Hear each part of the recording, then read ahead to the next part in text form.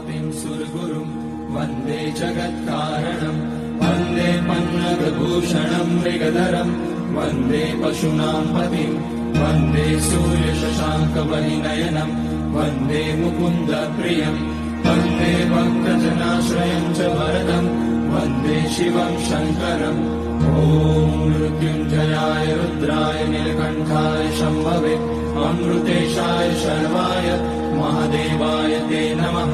नमस्तेऽस्तु भगवन् विश्वेश्वराय महादेवाय त्र्यम्बकाय त्रिपुरान्तकाय त्रिकाग्निकालाय कालाग्निरुद्राय नीलकण्ठाय मृत्युञ्जयाय सर्वेश्वराय सदाशिवाय श्रीमान् महादेवाय नमः। ॐ नमः शम्भवाय च मयोभवाय च नमः शङ्कराय च मयस्कराय च नमः शिवाय।